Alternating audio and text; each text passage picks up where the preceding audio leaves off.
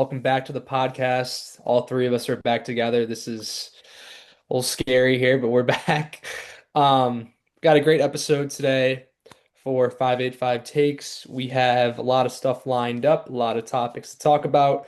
We're going to break down the biggest stories in basketball, as we all know, NBA Finals recap, talk about the Knicks' success and their future for that franchise. We'll take a look at the NBA draft lottery, which I think is coming up in the next week or 2 weeks or so, and what it means for the future of the league and future players. And we'll dive into the NCAA tournament and March Madness and see if it's really a good thing for college basketball or a bad thing. We'll have to see there.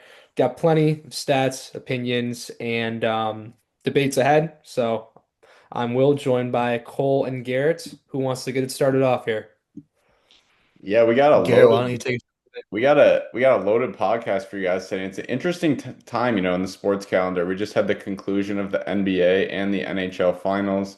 We have the FIFA World Cup going on right now. Baseball is kind of starting to hit the dog days with the NBA draft coming up next week. But before I swing it over to Cole, I want to give a shout out to the Carolina Hurricanes owner, who is also the Portland Trailblazers owner, Tom Dundon. The nickname El Cheapo has been circulating after he famously has been doing significant budget cuts with the Trailblazers, saying we're not going to have home themed t-shirts for our playoff games. We're going to limit the number of hotel rooms we get. Certain people aren't going to travel with us, and he's been making really significant budget cuts in order for the Trailblazers to save a couple bucks, and he's been getting a ton of slack for it, and rightfully so, in my opinion. But all of a sudden, you look up, and the other team he owned, the Carolina Hurricanes, have just won the Stanley Cup. So I thought that was really interesting to see if maybe more owners start to adapt that strategy, or just how it's going to work. Because I mean, championships talk louder than anything else, and he just won one with the Hurricanes. So if he can do that same thing with the Trailblazers, I don't really think they care whether they get their playoff t-shirts or not. Yeah, I mean, let's be honest. The budget cuts do not correlate with winning championships whatsoever. It's a nice coincidence that the Hurricanes won it all this year. They were also they were probably the second best team, but after the Avalanche got injured, they were the best team in the league. They come in as favorites next year to win it again. So the budget cuts, they really don't do anything in terms of winning it all. So other than that, though, I do love the fact that you gave the NHL a shout out. But going over to the NBA, I mean, what a series, ladies and gentlemen. 5 games? Are we kidding? It only went 5 games. I was hoping the Spurs could at least take a six. I mean, I don't know about you guys. I think Mitch Johnson, he's got to be looking over his back shoulder because I don't know who's talking about what, because he may be going in the next couple of years if he doesn't make a deeper run next year, which unfortunately for him, a deeper run means winning it all. But they do come in next year as the number one favorites to win the championship. I don't know. I personally don't think that's fair at all. I think they're still too young, and I think the Thunder are still better than them. But I'll hand it over to you guys. I'm interested to see what you guys think about them being the favorites to win it all next year. Yeah, Will, just real quick, before the series became on, I said the Knicks in six and Cole said the Knicks in seven. So we both had them winning. Where were kind of you at before the series, and now what are your thoughts that the Knicks kind of just shocked the world and won in 5 games? I thought it was going to go longer. I thought it was going to be at least 7 games, maybe six, depending on how the Knicks would do. I don't know. I mean, if you look at most of the games, the Spurs were actually no. I think the Spurs were in every single game. They were up double digits at certain points of the game. It like Cole said, it all comes down to experience, and unfortunately, the Spurs had none of that. I mean, you look at their starting lineup; all those guys are young. None of them had playoff experience. I could be wrong there, but it's just tough, man. I mean, a team can be really talented, like the Spurs were. They took down the Thunder. I do think the Thunder are a better team. Some injury riddled series going on, but I don't know. I mean, I thought it was going to be six, and it sucks for a young team, but I think the growing pains will soon pay off in the next couple of years for them. Yeah, Yeah, if I we could step in here, not only was it a 5 game series, but it definitely should not have been.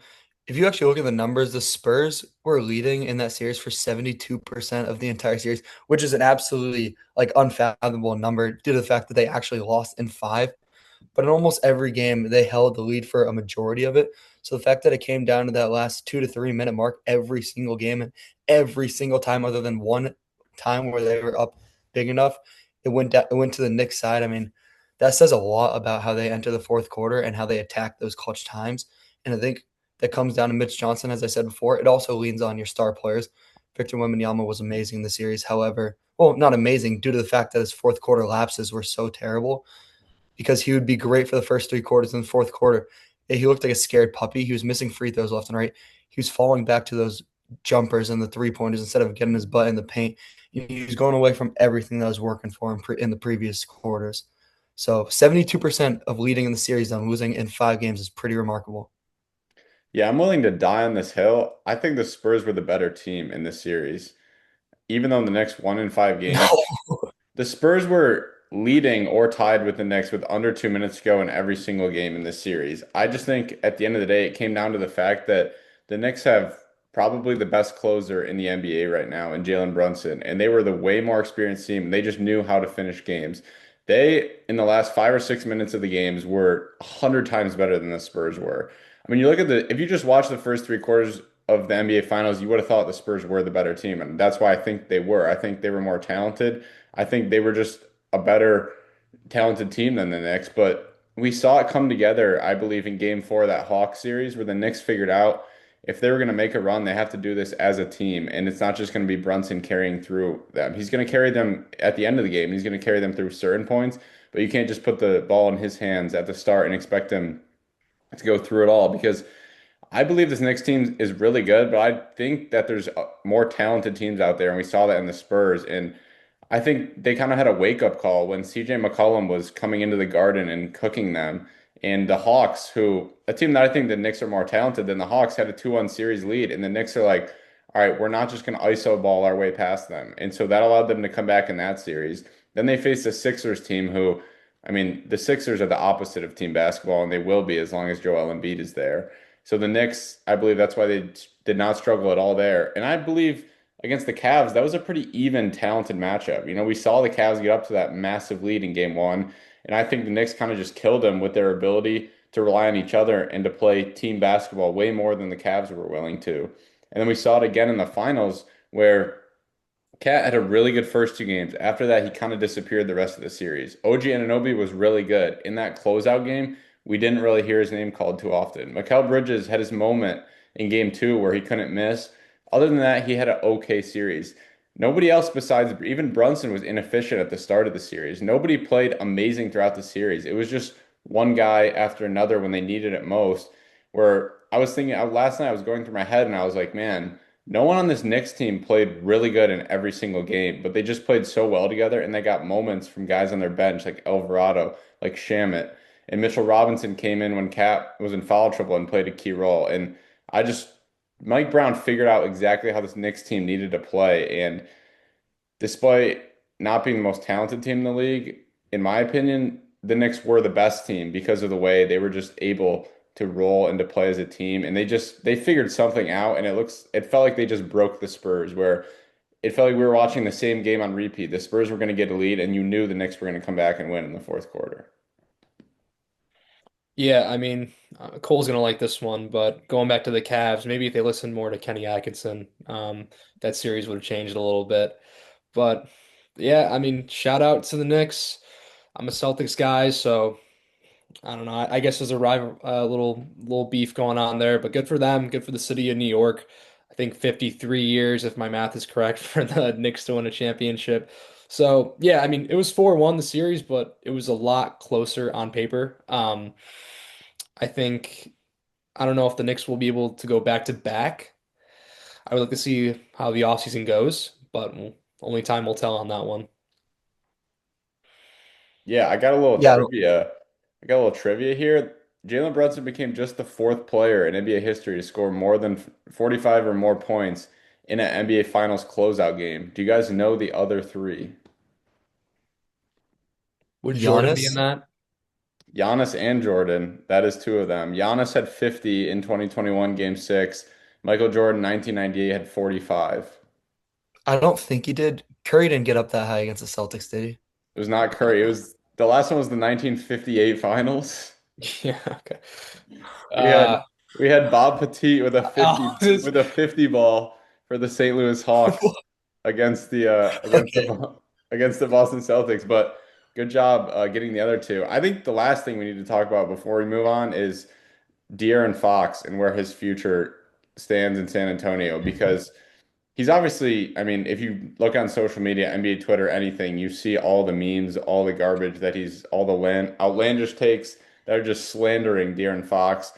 I do believe that some of his bad play had to do with the ankle injury that no one really talked about. He didn't point out to it at all. He wasn't making excuses for himself, but I do believe that he was not 100% fully healthy. But, and Cole, you said it a little bit about Mitch Johnson's timeline, maybe not being as long as we think. I thought it should have been way sooner than the end of game 6, where the ball needed to be taken out of Fox's hands and put into Dylan Harper's hands. And this is going to be a problem moving forward because I don't think you can start Vassell, Champagny, Castle, and then Fox and Harper. Obviously, Wembanyama has to start and be on the floor. So one of those guys has to move to the bench. And I don't think you can keep bringing Harper off the bench. But De'Aaron Fox is your most paid player. He has the super max. I don't think he's going to be okay just moving to the bench. But with the way he played in those finals, averaging under 13 points a game, shooting like 35% from the field, I mean, in a lot of ways, if he just makes a play or two down the stretch in a couple of those games, this series could still be going on. Let's highlight game three there. Yeah, I mean, I think you said it best. Yeah. However, you said let's talk about De'Aaron Fox's future in San Antonio. I think you're right. De'Aaron Fox's future is in San Antonio. I know he really struggled in the ending of these playoffs badly, but it's De'Aaron Fox at the end of the day. They're giving him all that money. They trust him. Mitch Johnson clearly trusted him. He came on air multiple times saying, yeah, he kind of admitted to the fact that he knew that they lost sort of because of his unwillingness to play Dylan Harper over De'Aaron Fox. But he still said, that's my guy. I'm going to ride with him. And they're going to continue to ride with him.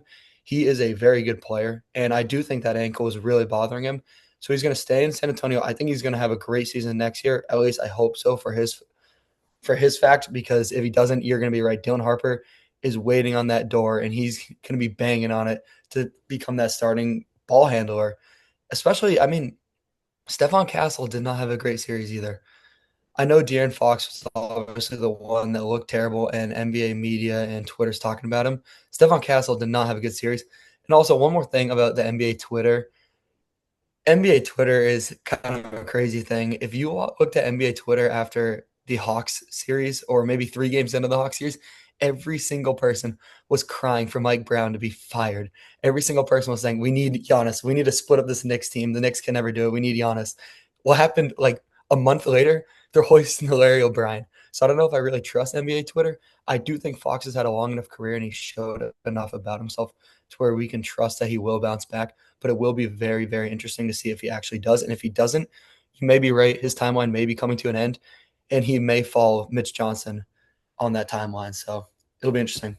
Yeah, De'Aaron Fox is only 29 years old. I'm not ready to put him in wash talk or wash category. He looked like the fastest player in the league for a couple years in Sacramento, and his days being the fastest player in the league might be over, but he was still getting to spots where he's hitting shots from in the regular season and earlier in the playoffs. And towards the end, once he hurt that ankle, he just wasn't the same, but he was still getting to his spots. He just couldn't throw the ball in the ocean in a lot of those games. And the other thing I want to highlight is the FIFA World Cup has made me think of this. When guys get put on the biggest stages, like we see in the NBA playoffs, it's crazy the overreactions and the lack of patience we have with them.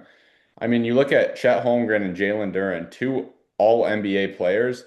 They had a bad playoffs, and everybody was calling for them to be traded. Like Stephen A came on and was like, you need to immediately get rid of Chet Holmgren. He needs to go. And Jalen Duren, like first time in the playoffs, had a rough couple series, and it was like this guy can't be with Detroit anymore. And now we're seeing it with Fox, where they were 3 wins away from the NBA Finals, and he just didn't play his best series. And it's like, all right, how do you what like let's mock trade De'Aaron Fox to as many teams as we can. And it's kind of crazy how you get to this point in the season, and it's like all eyes are on you. So it's so game by game. Whereas Castle earlier in the playoffs was getting the praise and he disappeared in game 6 and all of a sudden he's receiving a bunch of backlash and stuff. And Wembanyama, every single time he moves a muscle, we're like judging everything he does. Like it's kind of crazy just how much like attention gets focused when, we get to this big stage. And that really just stood out to me where it's like, okay, I understand that maybe Fox held them back from winning a championship this year, but we also need to be a little more patient. This is the first year Dylan Harper's a rookie. This is the first year these guys have played together. Yeah, exactly what you said. You know that's why I glorify the Knicks a little bit more because Jalen Brunson, I don't care what people say about him, but if you enter the fourth quarter and you're anything within the vicinity of the other team's score, you have a chance, which is ridiculous because time and time again on the biggest stage, Jalen Brunson shows up and he delivers clutch bucket after one another, and that's why I have him actually now. I don't know if I've told either of you guys this, but I have him top five now after winning that championship because, like you just said, I value the biggest stage more than anything. I do think people overreact, like I was just saying with De'Aaron Fox and Mike Brown early in the series.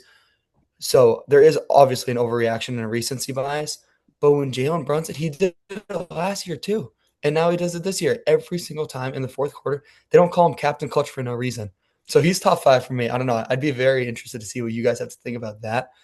But again, biggest stage, biggest moments, who comes up to play? And it's Jalen Brunson every time.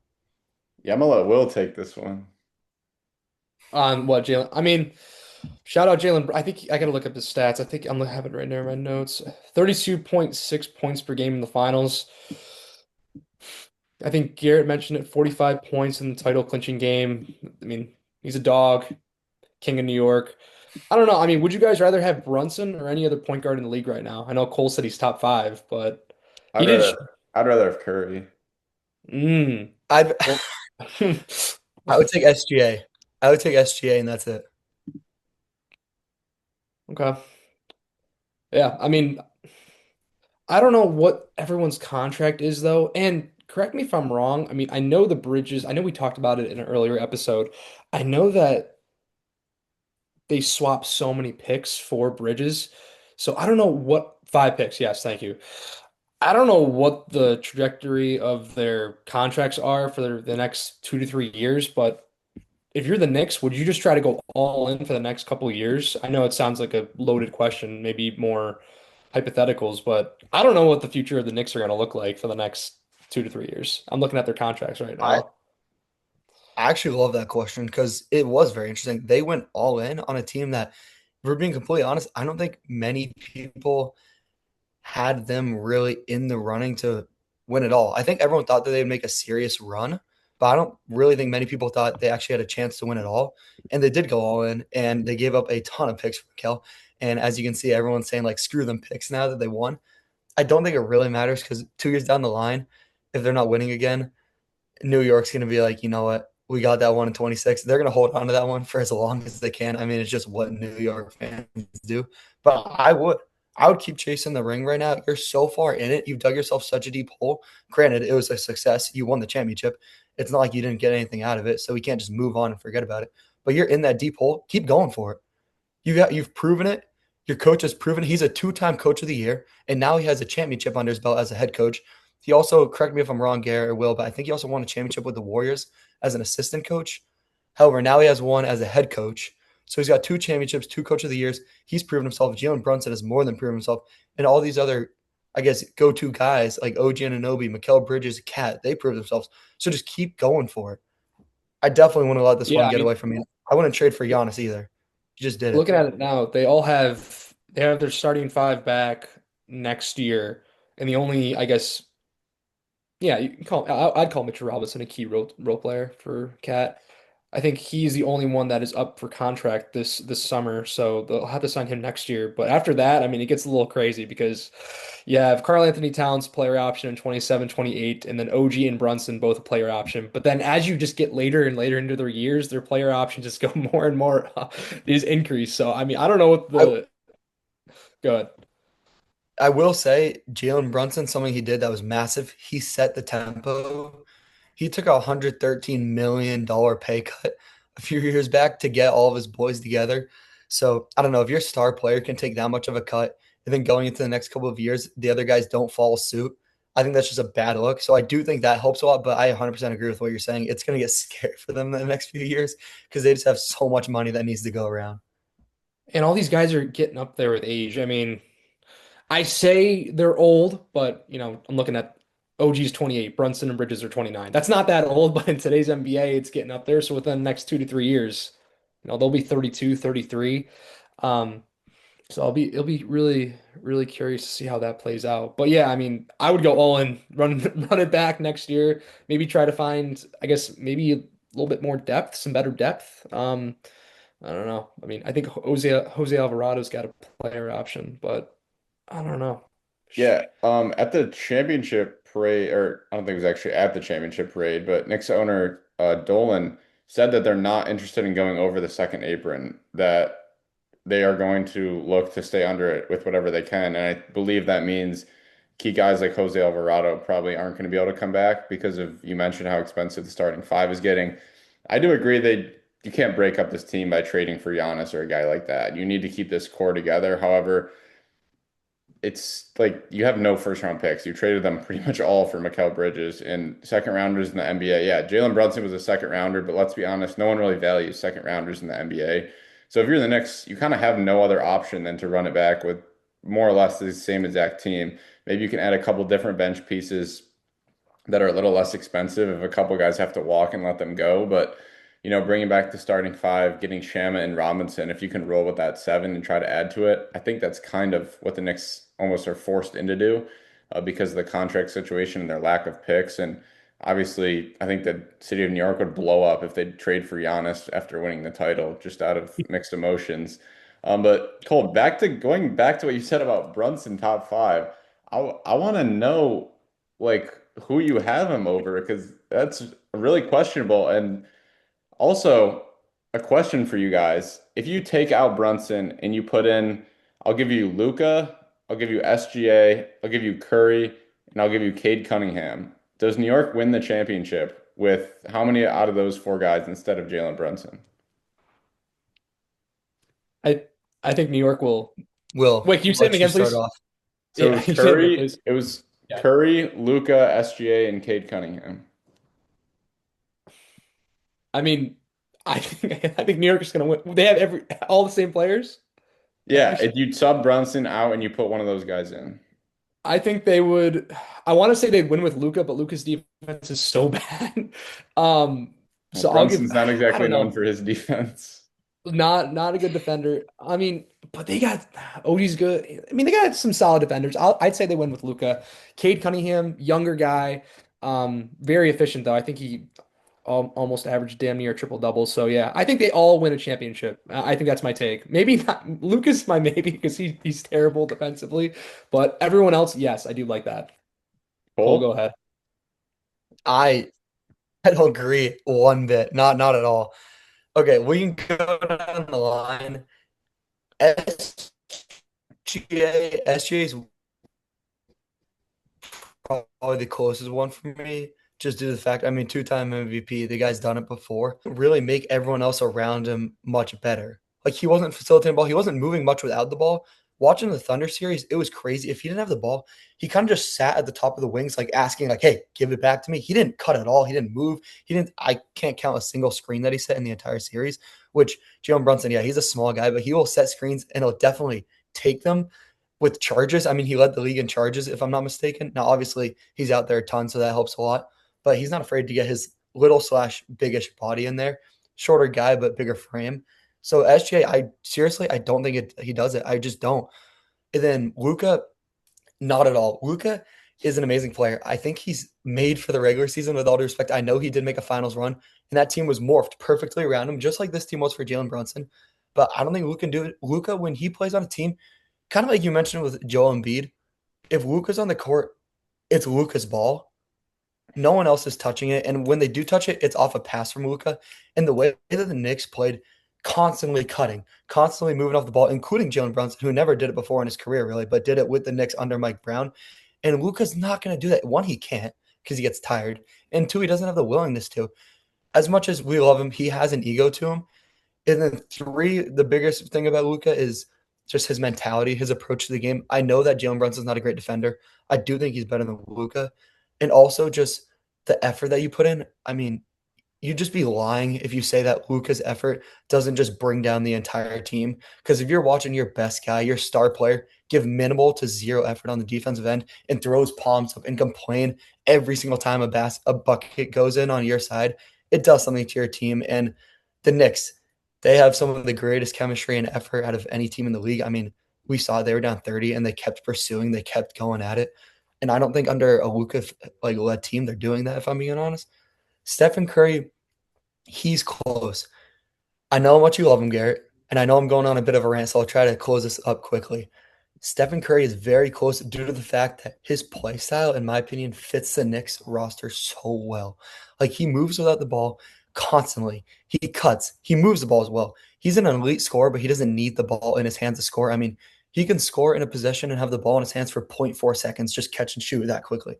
So Curry is very, very close. I would be interested to see how they attack the fourth quarter because as good as Steph Curry is, sometimes you can't get a bucket. And sometimes you need to go to the free throw line. And I don't think Steph Curry, when it comes to Jalen Brunson, is as good as getting those fouls. I know you're looking at that face because it's a tough to watch, but there were many times in that clutch time where they just had nothing going. And Jalen Brunson, sure, did we love it? No, not at all. But he was able to kind of get his arm hooked or maybe flop a little bit. But his little floater that he goes to, he's able to get to the line. Curry, he's a maybe. He's a very close maybe. And then what was the last guy? Luca, Cade, no. SGA, no. Who? Cade Cunningham. Cade. Cade, I love Cade so much. He's such an unbelievable player. I don't think so, though. There were so many, So, countless amount of times so you're going where the 0 for Knicks, 4 and Will's going 3 for 4? I'm going half for four. Curry's a maybe. You guys have to Oh. realize there were so many times where the Knicks looked completely lost and Jalen Brunson just carried them. It's like we can't just act like everyone can do it. I feel like we're asking this question like, oh, who can do it with this team when everyone's clicking, Well, if when you're everything's firing on all cylinders? That's not the case. That didn't always happen. I mean, if the Cavs take that first game and they win by 30, that series, I understand they killed them, but that series could be completely different if they go up 1-0, down, yeah, losing by 30. I guess my rebuttal to that take would be, did you watch the Pistons? I mean, it was literally Cade. Like he almost I did, and they single-handedly, lost. he almost single-handedly, Almost. I mean, it was literally single-handedly, he almost put him in the conference finals. He had nobody around him Yeah, playing yeah. good Okay, basketball. so did Trey Young. Now that was like 6 years ago. So did Trey Young, and obviously, I think Cade Cunningham is way better than Trey Young. I do. I love Cade, and I watch every single Pistons game. But one run Yeah, I don't think you can't can solidify compare you Trey better Young than. to Cade though. No, no, no. I'm just saying. I'm bringing those two facts. Trey Young carried his team to conference finals. He did. Was it a miracle run? Yes, but he did. Cade didn't even get to the conference finals. Now he had no one with him. Let's be honest. But and I think he played exceptionally. He played unbelievably. But listen, I can't not give it to the guy that just won Finals MVP, dropping over 40. Yeah, Like, I think I'm closer to Will on this one. I think they get it done with Curry. I think SGA is a good closer, so I think they get it done with him. To me, the youth factor is the main reason that I don't know about Cade because he's never necessarily been on the stage before. yes, But he, like, just watching him with the lack of talent that Piston squad has, I was like, okay, honestly, maybe. And I just think he plays like Brunson in that way where, like, you can just give him the ball every single possession in the fourth quarter and good things will happen. And I agree with you guys about Luca. But I pulled up the 2024 Dallas Mavericks finals roster, and I know they built it perfectly around Luca, but this was the fifth seed in the West, and it's honestly not a very like great team. This is one of the like weaker rosters in finals history. yeah. And like Mikal Bridges and OG Anunoby, I think would play pretty well alongside Luca. Being able to guard and stand in the corner and knock down the corner three, it's kind of what you have to do to play with guys like Luca. So I'm believe me, I'm the biggest Luca isn't a winner guy, but it's hard to imagine that he wouldn't get it done with this squad. But back to what I was originally going to say, I'm assuming that you have Wemby, Giannis, Jokic, and SGA over Brunson. So does that mean you also have him over Curry, Ant, LeBron, and Cade as a top five player? Okay, LeBron, he's older. I love him. He's older. And We're not, but I'm sorry. not talking about like longevity, like right now, because Yes, yes, yes. that Right. was, Obviously, yeah, yes. right If we're now. talking about the career, yes. Obviously, I'm taking LeBron. I'm taking Curry. There's not Okay, many guys that. I so mean, right there's no now, one that I'm taking over LeBron. Right now, yes. that's LeBron's older. I mean, outlandish. no, it's Outlandish. not. You think That's Anthony Edwards is better than outlandish. Jalen Brunson? You think What? Anthony Edwards is better than Jalen Brunson? I don't think Anthony Edwards is. You just said Ant. No, He's like I the most said glorified I scorer didn't of all time. I didn't say I'm taking him over all these people. I'm assuming because you said he's top five that you are taking him over all these people. Yes, I am. 100%. You're right with those top four that I have in front of him. That's it. Yeah, Curry's just still he's a better player than Jalen Brunson is. Mm. He is. Wait, so who are the other Curry is also four? your guy. You So have this is not in any order, but I'm assuming we can all agree Wemby, Giannis, Jokic, and SGA are probably the four best players. I'll give it an order. Jokic, SGA, Wemby, Giannis, Brunson.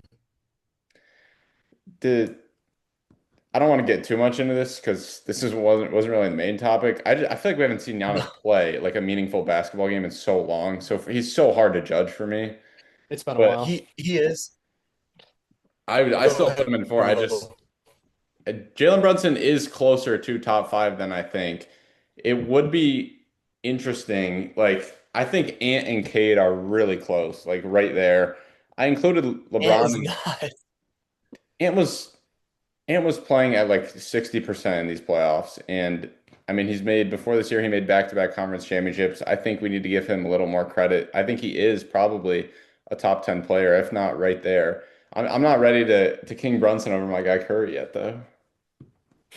But I'm just not ready to do Go ahead, Will. I know you're about to say it. something. Um,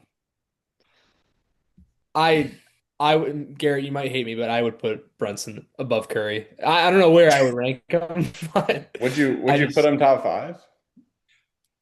Curry or Brunson. Brunson.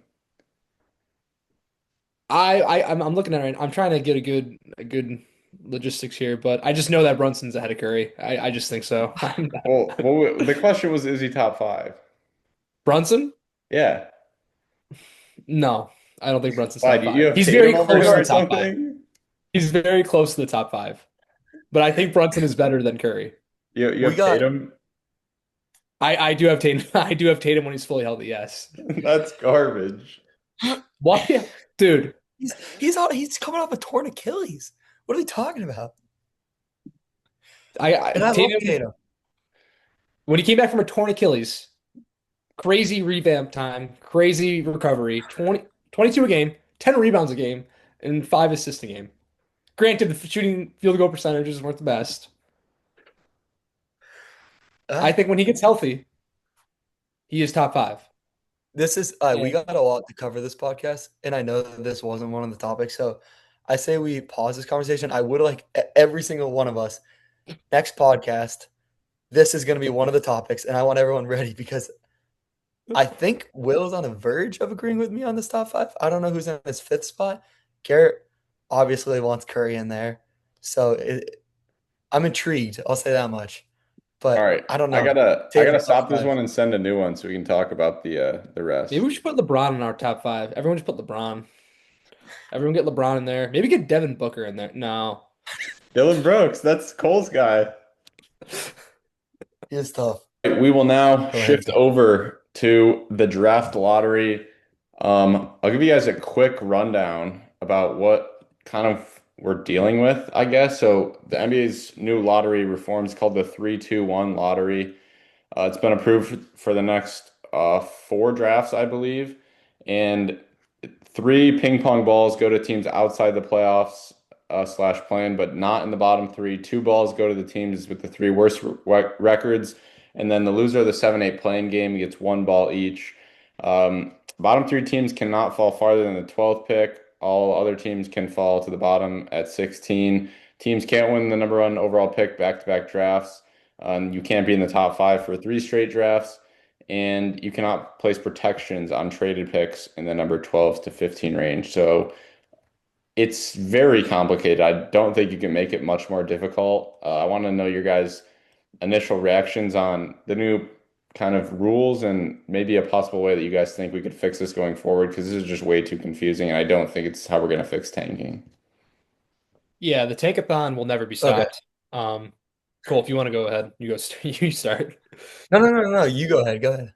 Yeah, Garrett, I'm not gonna lie. All the rules you threw out there, I'm gonna have to look. There were so many freaking rules. I don't really understand it. I think it's not gonna solve tanking. I think teams are still gonna find ways to just basically suck so they can just get a better draft pick. I mean, we all saw it in this year's draft. There is one of the better draft classes I've seen. Yeah, I'm looking at these teams' records. This is abysmal. I don't know what they can do. I don't know. Um, I saw one thing where, and it's stupid, but I thought about it a little bit. Is there where they can just have players, I guess, sign to any team they want? It sounds so stupid, and I'm like, all right, first reaction, they're just going to sign to the best teams possible. Like they're going to sign to the freaking, I don't know, teams that made it for the championship or in the playoffs. But I'm like, all right, well, maybe these guys want to make a good amount of money. Like they'll go to like crappier teams, not as good teams, teams that are going to be pick one, two, three, and so on in the lottery. Build a name for themselves, build a reputation. Yeah, the first couple of years will be tough, but then, as they get good, as they build a team around that certain player via free agents, trades, so on and so forth. I don't know. I mean, they could, make a name for themselves and get a bag, but at the same time, I think they're just going So to sign to the Spurs, something like that. I don't know. Memphis will just be the worst team forever because no one wants to play N- there. yeah, so certain teams might not, I mean, unless like they offer them a certain contract. I don't know. I don't know. Like they just give AJ DeBance or Darren Peterson or Boozer, a rookie deal, but I there's a little bit more to a rookie deal. You guys I get what do I'm think saying the though? big markets would dominate. Yeah, I yeah. Initially, I don't think that's the solution, but I don't hate where you're coming from. It reminds me a little bit of baseball. Baseball works differently where the MLB draft, you pretty much have to strategically draft guys because you have a player pool of money that you can spend on guys. So sometimes you have to pass on somebody that you wish you could pick just because you don't have the money to pay them. And that's why the smaller market teams, even though there's no salary cap, sometimes they have much better farm systems because they're so much just better at drafting these guys lower in the draft and using their player pool money better. But well, the NBA has a salary cap, so not all these guys can just go sign with the Lakers. It's not like the Lakers can just buy the top five picks in the draft and keep their record. Like these guys, they're gonna have to fill out roster spots. I do agree, Cole, to you. Like over time, like guys are gonna want to sign with better teams, but like the Grizzlies, like somebody in the lottery is gonna sign with the Grizzlies for a bag. And maybe they get multiple lottery guys. Like it wouldn't completely ruin the NBA, but it is an interesting solution because like there's a salary cap, so you can't just pay every single person you want on your team. Like there's a guideline to it. And like Will said, there's guys in the lottery who don't really care, I don't think as much about the city they're playing. They just want the money. Yeah, I would go I to do Memphis think for a I good think it amount of would eat money. up the small market teams. I would go to Memphis for a good Not if amount of you're being money. offered the same amount of not if you're being offered the same amount of money somewhere else. Oh, that's right. If I, Like I, I, anywhere. yeah, if I take I compare Memphis to New York City, Los Angeles, you'll see me in one of those two cities and not Memphis. But if Memphis Yeah, were to give but me more money, I would like we just definitely talked love about, the that. Knicks don't have the money. Like the Grizzlies are easily But going to be there's able to outbid the Knicks. but there's too many small market teams. And if you're playing in a big market, sure, a rookie can take 10 mil off his contract if he's going to play in New York, just because all the money he'll make off the court. That's just how it works in New York. Yeah, Like if you're going to Portland I agree with Trailblazers, you like you're not that doing anything. I agree with that the big market teams are going to take control of the smaller market teams in this type of system, and we already see it. I mean, like when was the last time, like the Bucks or the Grizzlies landed a big time free agent? Like Dame. it's already like non-existent. But I do like think that in some ways, like these rookies would like some of them will have to go to these smaller market teams, regardless of the system. It's not the solution, but it's not the worst proposed solution ever. All right, I have another one. I have another one, and we'll get into our topics. What if I also said this one too? Once you're mathematically eliminated from the playoffs, there's no possible way you can make it. You start accumulating points. You start bringing in points over, the remainder of the rest of the season. I don't know what the point basis would be. You get a certain amount of points for wins or whatever, maybe point differentials. I don't know, something like that. And the team with the most points or when the season ends, will get the number one pick. So that means like teams that are just terrible, the word like not as great teams, will be eliminated earlier so that they have more games to accumulate points. This is going somewhere. Hold on. To score more points at the end of the draft table, and it means their season is relevant, so they're not just tanking for the rest of the season. Competition is the whole season. Okay. There's an incentive at the end. Reward the winning teams. I like You I guys like where don't your seem head's too at. It's thrilled kind of about like this. it You just sounded it, it it unfortunately doesn't realistically work because not every team gets eliminated from the playoffs at the same time. So like how do you measure the point system if one team gets eliminated like 20 games left and the other team gets eliminated with 15 games left? And then but now multiply that by like 8 teams. So it's like, I don't know how you keep track of that. Would you start when everyone gets eliminated? Because some people don't get eliminated till there's like 5 games left. I No, it would I be don't know. well, I I actually don't know how think that would be that possible if I'm being honest. I'd like to bounce something off you based off of what you just said, because my initial reaction when you said that was that this would make tanking 10 times worse because every team that was bad would try to lose every game as soon as possible so that they could get eliminated sooner and then start racking up points. So we'd see teams start the season off like 4-40, Yep. mathematically get eliminated, and then try to start winning. Instead, I think what you could do is just as soon as the season starts, you accumulate points for wins. And then the points for the teams who make the playoffs don't matter because they're in the playoffs. But if you start at the start of the season, then it's an incentive for teams to chase wins every single game throughout the regular Well, season. You don't want teams 4-40 though? No. All right, I just want to make sure.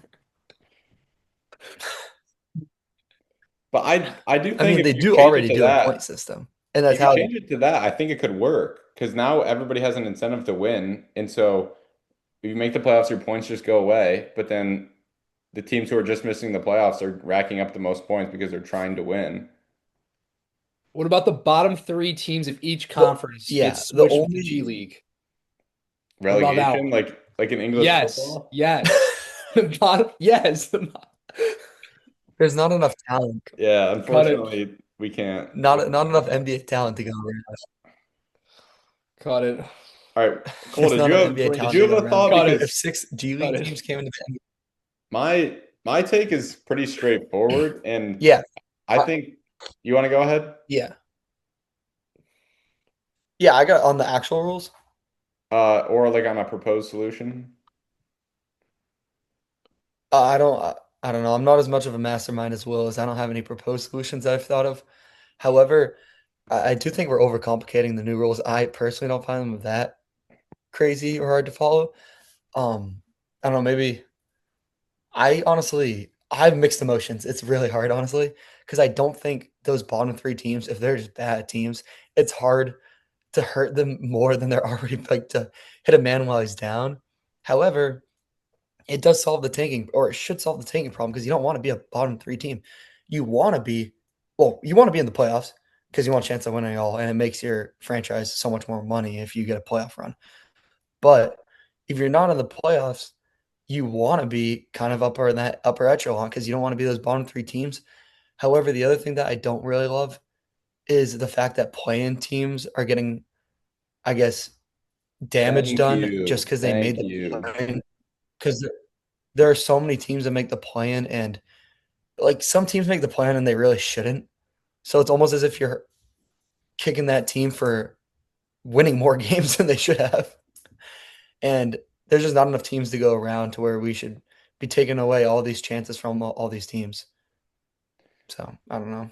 Yeah, so I'm gonna talk about kind of where we're at first, and then I do have a proposed solution, and I personally think it's actually kind of money, but. First off, I think this new system is just going to create weird tanking situations where teams aren't trying to be one of the 3 worst teams, but they're trying to be like the fifth or sixth worst team. So they're gonna They like don't want get to be to in the it. play-in. They're gonna get to a certain amount of wins. They're gonna like highlight, and they're gonna be watching the standings so carefully, and it's gonna be like night by night. Like, all right, we gotta lose this game tonight. All right, we've lost a few. No, we gotta win to stay in that fifth, sixth worst record. And so it's going to like fluctuate and just make for some really weird outcomes, in my opinion. Also, why in the world are we putting a team that makes the playoffs in the lottery? Why are we expanding it to 16 teams?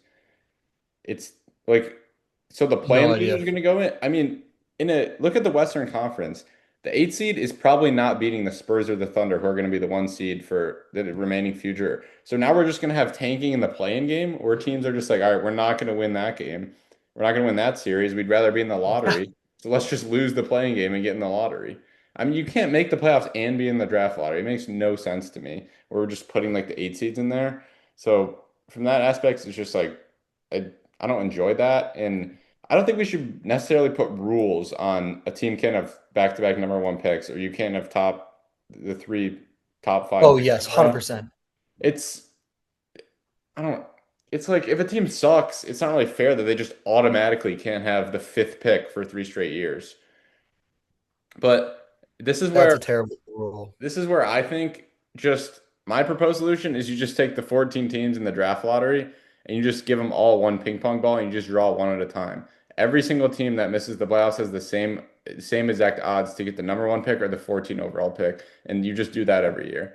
It's gonna stop tanking because you look at the NBA tanking issue. The reason it's not an issue in the NFL is because the NFL is just a shorter season. So by the time these teams realize they suck, there's a couple games left. Where in the NBA, 20 games in, you realize you suck and you still have 60 games left. That's why, I mean, don't even get me started on why the NBA season should be shortened, but that's the reason tanking is such an issue.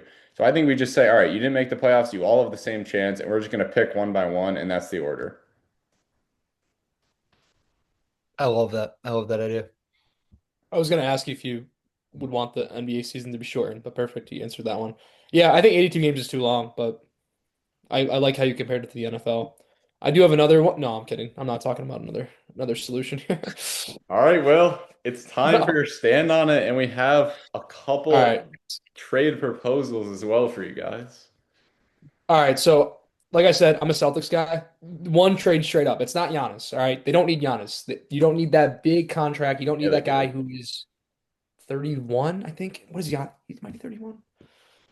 I'm Giannis intrigued now. It's not is. about Giannis. It's not about Giannis. You guys are going to be like, whoa, you are going to trade Derek White, who is 31 years old, and he was going to make $30 million. He's projected to make, yeah, $30 million next year. You were going to trade him to the Phoenix Suns for Jalen Green, who is much younger at the shooting guard position. Granted, the defense is, yep, yeah, here we go. There we go. Here we go. Here we go. Next year, he's going to make $36 million. So, yes, Jalen Green is making a little bit more, but he is dropping the age gap 24 to 31 or whatever. Um, yeah, cool. So, you're going to do White in a first, Jalen Green, get over there. So, Jalen Green is now the third star on the Boston Celtics. Are we done there? No. What we're going to go do, we're going to go in the free agency. We're going to let Nikola Vucevic walk. I agree with And then that. we are going to the Phoenix Suns if he's still available, and we're going to go sign Colin Gillespie off free agency. And you may be asking yourself, Will, why in the hell are you making that decision? You know what? I don't know. I was on a heater last night, and I think that's a great thing for the Celtics. Why? You already have Tatum, you already have Brown, two superstars. What do they need? More scoring. Honestly, screw the defense in the NBA. I'm sick of it. You need offense. And who else but offense but a 24-year-old scorer and hooper in Jalen Green? Let me know your thoughts. And Wow. what's even better too, you bring Pritchard. You could probably get a better point guard maybe, but I like Pritchard. You start Pritchard, put him in the starting lineup. He does come off the bench better, so maybe you just start Colin Gillespie for, for I don't want to. But you go. You go Pritchard. You go Jalen Green. You go Jalen Brown, Jason Tatum, and then maybe a better center. But I'm a Neemias Queta guy. So there's your five. You have Sam Hauser spacing it out in the corner. You have Baylor Shireman off the bench spacing it out in the corner. You have a lockdown defender in Hugo Gonzalez and Jordan Walsh. And that's why the Celtics will win the 26-27 championship if they make that trade. I listen. I do not want to be too harsh at all. We're only on episode, I think this is 6 of 5 takes. I think we have officially Greatest had take. our worst take, Greatest take. No, it's not. but I Put do. it. I'm telling you right now. Put it into 2K and they will win. I'm telling you. Put it into 2K. Okay, I would like to start though. It may not be the worst take because I don't know if you guys remember first podcast. I'm going to quickly highlight this and then we're going to move on. Shout out Garrett. First podcast, we had our first ever stand on it. And someone said their hot take was that the Western Conference was going to win the NBA championship until 2030, and about 3 weeks later, the Eastern Conference won the championship. That was a So, fluke. It was a fluke. It was a fluke. not to be too harsh This is because not a fluke. The Celtics winning is you not a did, fluke. okay. Wow. Okay. So just wanted to put that on a billboard and make sure everyone knew that our first hot take was outdone in not even 3 weeks, maybe. Now moving on to this hot take, I just see so many problems. One, Jalen Green is solidified just not a playoff guy. Like he just shies away in the playoffs. We've seen it time and time again. Like that's just what he does. They had to lean on Dylan Brooks in with the Suns because he was honestly just their best player this series. Now it didn't matter. Jalen Green could have had 40 and they would have lost the series. But he's just not exactly a playoff guy, and I don't think his play style is either. He is a bucket getter. You're 100% right. I think if you do a one-on-one tournament, I honestly think he'd fare very well with the rest of the league if it was a one-on-one tournament. Unfortunately, it's 5-on-5 basketball. It's crazy because we're talking two very different guys. I think Derek White in a one-on-one tournament wouldn't be very good, and then Jalen Green would be amazing. But then 5-on-5, I would, especially for the Celtics, I would take Derek White over Jalen Green. I think most GMs would agree with that. Second, my biggest problem with this is you're getting Gillespie, who's sure he's a nice shooter. He's also, correct me if I'm wrong, I think he's 6'1". Mhm. And we just harped on the fact that the Celtics lost because they were so stubborn about moving away from their play style, which was just chucking up 3-pointers, that now we're just getting two shooters and we're not solving the big man problem. So we have to shoot threes because sure, Neemias Queta, he's a nice player. He's a nice bench big man, with all due respect. He's a good guy for if you're on a championship team, he's a good guy to come off the bench and be a bench center. They still need a starting center. Maybe they're hoping Vucevic could be somewhat of that for them, but they're just gonna have to go back to their shoot like chucking up threes ways, and that obviously did not work for them. I mean, they lost to the Sixers, which they just looked terrible. They got swept by the Knicks, so that means they're not very close to the championship at all. And then also, there's just not enough balls to go around. People already complain about the Jalen Brown and Jason Tatum dynamic sometimes, where it's like Jalen Brown will just pound that thing and Jason Tatum will do the same thing next possession. If you had Jalen Green, somehow they're going to have to take turns. And if I'm the Celtics, I don't ever want that turn to go to Jalen Green over Tatum or Brown. So I don't, Garrett, I can't wait to hear what you have to say about this. What this section is, that's what the segment is for hot takes. So I respect it. However, I can't say I'm riding with you on that. Yeah, so Here, I've do had you want me to rebuttal or do you want to go? I'll go first. I've had two Okay. hot takes uh, on stand on it. Neither of them was very good, to be honest. I mean, one of them already broke because the Knicks won the finals, so the West didn't even make it past the year 2026. Stephon Castle didn't No, have a two good of them, bro. finals. Stephon Castle didn't have a good finals. I said if the Spurs win, he'll be the finals MVP, especially in Game 6. He was just not there. But this take Game just five. blows those two out of the water. Just blows them out of the water, this take. I Yeah. mean, this is like when you said the Suns at first, I was like, Devin Booker's not the answer. And then you didn't even say Devin Booker. You said Jalen Green. And I was Yep. like, I had Jalen Yeah. Green and then what is the Dylan number Brooks. one I didn't thing the even Celtics don't what is the number one thing the Celtics don't need? Another They don't need to guard get isolation scorer. they need That's to get not younger, what and they that's need. exactly they need to get younger, and that's exactly what Jalen Green is. He's much younger than Derek White. I don't think Derek White he did not have a good playoff series. I love Derek White. He's a That great 3 is and D guy. That is true. But I don't think youth is the Celtics issue. I don't think they need to get that much younger. You look at their roster. Why are they possibly trading Jalen Brown? Because he doesn't want to play with Tatum, who dribbles the ball and shoots a lot. That's exactly what Jalen Green's gonna do. So that's now exactly why you get to Dylan the Brown. over the instead summer, of that's what they do. Say tomorrow they just make a trade for Jalen Green, the trade that I mentioned, and then all of a sudden trade deadline happens next year or this whenever the trade deadline is. Jalen Green, Jalen Brown, Hauser, and a first for Giannis, and then just package that. okay, well, That's and then right then and there, that's my step two. So That's you my want step. to get Giannis. so you are eventually trading for Giannis. That's if this Jalen Green one doesn't work out. It's not gonna work out. No, it Okay, will. I'm telling you right now, if we put this in the 2K rebuild, I don't have 2K, but if we put this into the 2K rebuild, they will win 3 straight okay. championships. Maybe they can win on 2K, but they're not winning in real life. I don't And think they're winning on they Duke still don't either. have a big man. That was their issue. They need Embiid a was big All man. right, all right, feasting all right. on whoever they put down there. No, my rebuttal is not done. They do not have a big man. They do not have like Keita is maybe a backup center. Maybe. He's Yes. definitely not a starting center. And Yes. I mean, you're gonna have Jalen Green, Pritchard, and Colin Gillespie on the same team. I'm assuming Colin Gillespie is probably not playing much. And you don't really have a He said playmaking start him possibly. you don't really have a playmaking point guard out there. You have Pritchard and Jalen Green who just want to score. I mean, there might be a hole in the ball by the time the game ends from just deflate the amount of dribbles that those three guys are going to use up. It's like that would literally be like watching an all-star game or something where like every time they get it, they just rock out. And like Cole said, watching Jalen Green against the Warriors and even a little bit against the Thunder in the playoffs, the dude's play style is not built for winning in the playoffs. He's a regular season guy. It's that's a mind-boggling trade to me. I like the boldness. Like Cole said, I like the boldness of it, and I like that you're not just like trade for Giannis like everybody else, like me. But Jalen Green probably not in my top 30 trade candidates for the Celtics. Wait, hold on. Yeah, maybe not top 100. I mean, You don't think Pritchard's a playmaker? yeah, No, I disagree with you on that, Garrett. I I I think he's got a. Will's back I on that think one. I think he comes in looking for a shot. I don't think he's looking to make plays for other people.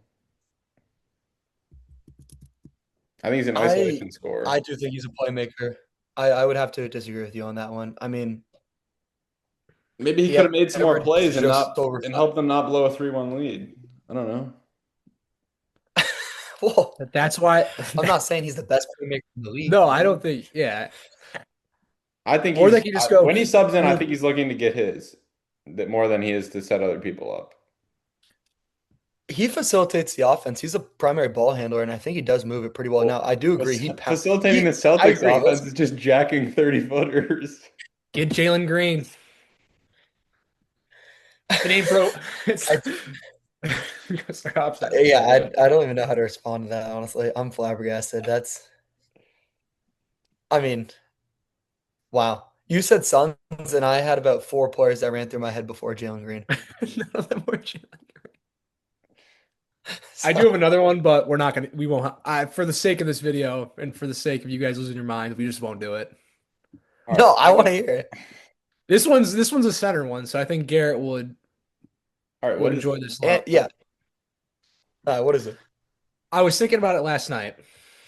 I think they can go after Walker Kessler because I don't know. He might be a free agent, or he might just they might re-sign him, but maybe you can do a trade. I would have to look at his contract.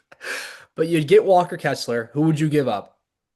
Now, the Jazz are really guard heavy, but they need some defense. So that's where you send Derek White, and then you would send, I don't know, maybe some Jordan Walsh or maybe a first or something like that in order to get Walker Kessler. And then if they get Walker Kessler, then they are going back to back.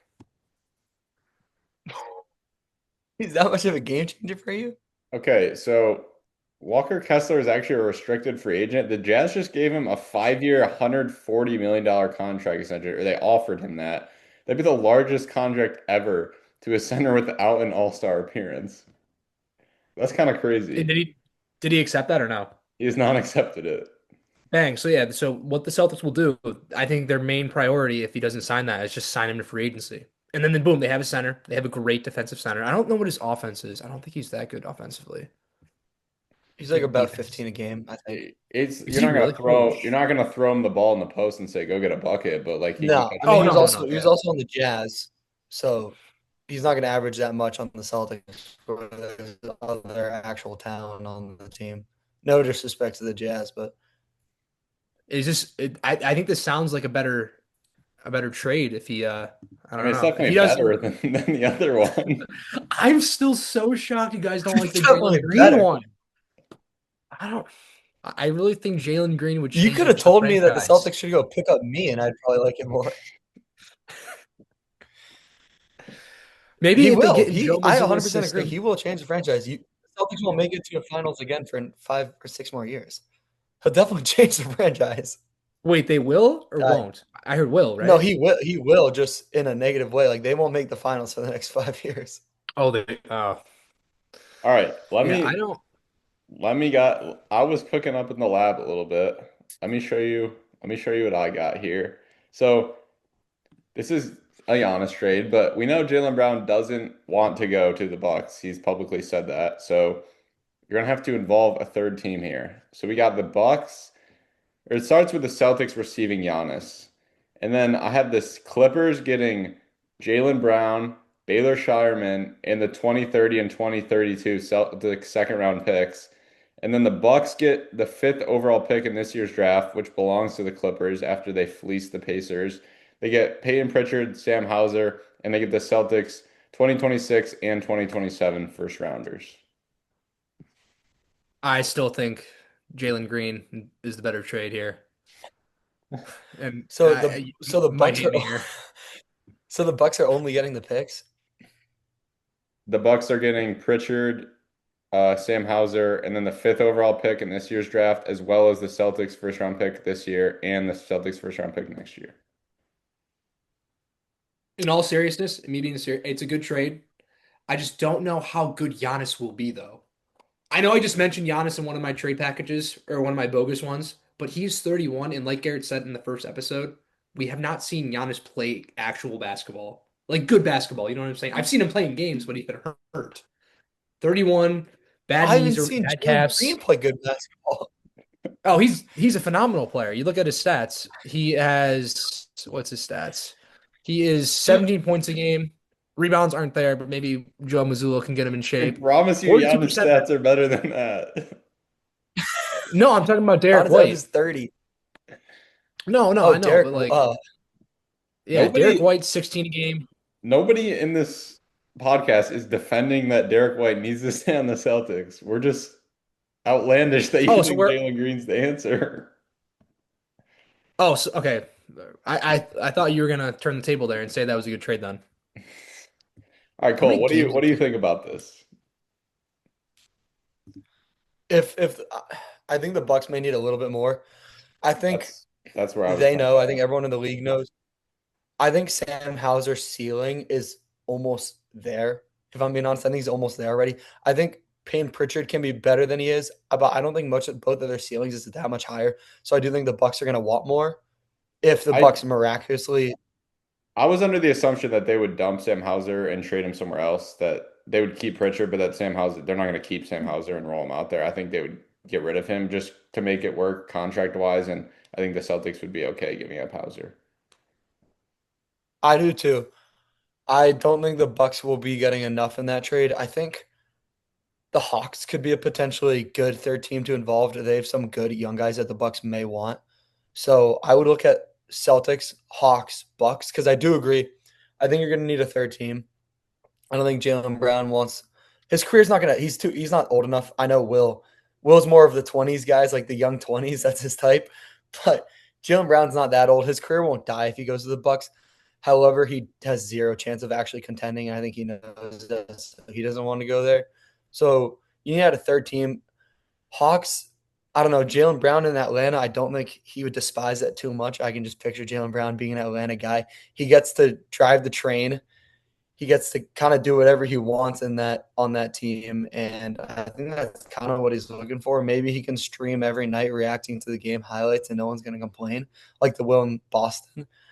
I like your trade idea because I really do think Giannis and the Celtics could do it because that can change their entire gameplay.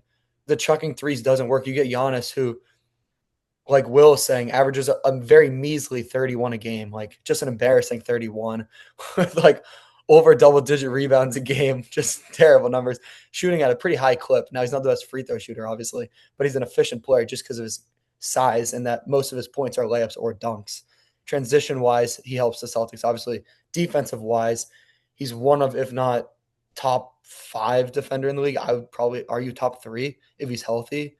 The health is the main concern because he hasn't been healthy in the last few playoffs. But I love Giannis to the Celtics. I don't think he could fit better, if I'm being honest. They have enough shooting to go around. They don't need more shooting. They need a big man that they can go to All and a right, lob threat. a couple quick things. So the reason I do agree that maybe the Bucks would want a little more, we've talked about it. This is a loaded draft class. That's why I do think the Clippers giving up the fifth pick makes a lot of sense because they're still going to get a stud at number five. And with the Clippers are in win now mode, committed to Kawhi Leonard. So they want guys that are going to be committed to winning right now more than the fifth overall pick is going to suit them. So I think that's why Jaylen Brown going there would make sense. The rebuttal I would say is that I said the Celtics two first rounders to the Bucks. They're not going to be of that much value because this year it's at 27. Assuming the Celtics are really good again, it's going to be at like 28 or 29 if they have Giannis. So Exactly. that's where it's kind of tough. But I do think the fifth overall pick this year has a lot more weight than in regular years. I want to know what you would send the Hawks would send to like what would Milwaukee get in return involving the Hawks? I mean, the Hawks is interesting because they just have so many young guys, and I know they don't want to give up all those young guys, but like I I Dyson just Daniels, I just think the young guys. I mean Jalen Johnson. I don't think they can let him walk. If I'm being honest, I just don't see how you let Jalen Johnson walk. But Dyson Daniels, I mean, that's a really good player for the Bucks. One of the best defenders in the league. And then maybe throw in like a Kaminga. He showed signs of not stardom, but he was definitely getting better on the Hawks than what he was doing with the Warriors. Also, speaking of the Hawks, we're gonna have to talk about this another time. Trae Young has declined his offer with the Wizards, so he's gonna be seeking a new team too. Maybe you bring Trae Young to the Celtics, right? Will you never know. Uh, That would be even better. That's a great idea. quick note You on should have brought that that. in. That's because he's planning on signing a 3-year extension in Washington. Oh, okay, never That's why he mind. declined. That was Okay, literally my first reaction. I was like, "What in the world is he doing?" And then it's because he's going to sign a 3-year deal instead. okay. But the thing for me is, for the Hawks to be good, they need Jaylen Brown and their young guys. Where I don't think getting Jaylen Brown and then trading Dyson Daniels, Kuminga, and another guy or two is gonna best suit them. I guess we'll ask Will though, because he's the Celtics trade expert. I think what they should do is they trade Derek White and Jaylen Brown, and they receive Daniel Gafford and Cooper Flag, and then you give the Mavs a first as well. Yeah, because the Mavs are gonna agree to You're gonna that. need to give the Mavs more than a first. Maybe your All next right. 10 Well, first rounders. nah, you could throw in Hugo in the second. All right. In all seriousness, no, I don't. It's a good idea for Jaylen Brown to go to the Hawks, but like Garrett said, the Hawks, they got a lot of young pieces, and I just don't think they want to trade those away. And I don't know. I think Jaylen That's Brown's got fair. 5 years of good basketball left, maybe a little bit less. I don't You know. I'm a think big you think age he'd look guy. better in a Clippers jersey, huh? I just don't know how he'd do with the Clippers, though. I don't know. I just can't see Jaylen Brown in a Clippers uniform. It just looks weird for me. I think he'd look really. I think he'd be really well with the Hawks. Depends on what the Hawks give the Celtics. Or they just give him to Milwaukee. We can just get Giannis, but I don't know. Or we could just do the trade that I just did and just Jalen Green, Derek White, and then championship. You have Jalen Brown, Tatum, and Jalen Green. I will say it again. Here, I'll put it in the chat. Yeah, Cool. I think that's a good place to I think stop. I that's a don't know good. if you guys have any other closing remarks, but I think we can leave it there. Tatum and Jalen I think Brown so. championship. Hold on, let me see this before we go. Well, Will types this in chat. We'll remind you guys to check out our socials, our TikTok, our YouTube, our Instagram, 585 Takes Sports Podcast. I'm sure this hot take's going to be up all over there as Will proposes Jalen Green to the Celtics in exchange for Derek White and change. So a lineup of Jalen Green, Jalen Brown, and Jason Tatum. They don't even have enough shots for the Brown and Tatum, but now throw Green into the mix and that should help. Yes, a trio of Jalen Green, Jason Tatum, and Jalen Brown would have the talent to win an NBA championship. Why it would work? Elite scoring, athleticism, wing versatility. What the biggest concern is fit. The biggest concern is fit. Oh, okay. The challenge is that Green and Brown are both the best. All right, you know what? Chat's wrong. Don't listen to chat. It's gonna corrupt the brain. Thoughts. Everyone has their own thoughts. Whatever. Chat's lying, man. Don't trust chat. I don't do that. Chat cannot make up what you just gave us. I promise you that. All right. All Oh, I think right. that's a good spot to close it out. This was a fun one, guys. Oh, I agree. We'll have to get some more mock trades going in the off season as the NBA season is officially over. We'll start talking more NFL. So we're just around the corner, but that'll do it for episode 6.